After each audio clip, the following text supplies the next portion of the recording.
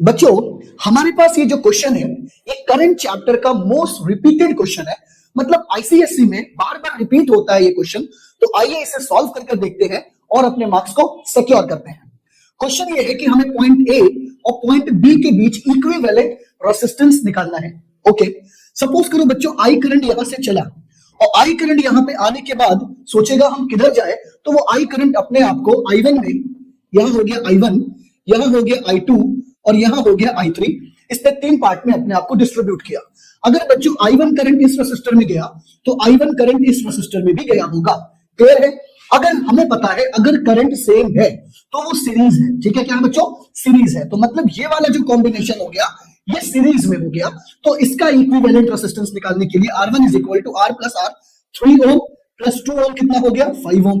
Okay, very good sir. ये जो I2 current है वो इस रेसिस्टर में गया होगा, तो हमने I2 को 20 ओम ऐसे ही रहने दिया। ओके, अब बात करते हैं ये I3 करंट। ये I3 करंट इस 6 ओम रेसिस्टर में गया होगा और फिर इस 4 ओम रेसिस्टर में भी गया होगा। तो सर यहां भी I3 यहां भी I3, तो ये कॉम्बिनेशन किसमें हो गया? सीरीज में हो गया। तो R3 निकालने के लिए 4 प्लस 6 कितना हो गया? 10 ओम हो गया। मतलब बच्चों अब हमारे पास एक सिंपल सा कॉन्सेप्ट है कि सर अब ये दो रेसिस्टेंस की जगह हम क्या करेंगे? एक रेसिस्टेंस ही लगा सकते हैं। कितना रेसिस्टेंस? एक। कितने ओम का रेसिस्टेंस? एक लगेगा मेरा यहाँ पे 5 ओम का रेसिस्टेंस, यहां मेरा 20 ओम का रेसिस्टर लग जाएगा, यहां मेरा 20 ओम का रेसिस्टर, और यहां कितने ओम का रेसिस्टर है मेरा? 10 ओम का रेसिस्टर लग जाएगा।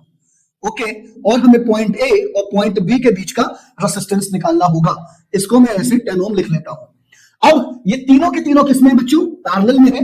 तो पैरेलल का formula 1/r is equal to 1/r1 plus 1/r2 plus 1/r3। Value रखा, एलसीएम निकाला और सोल्व करके हमने कितना निकाल लिया?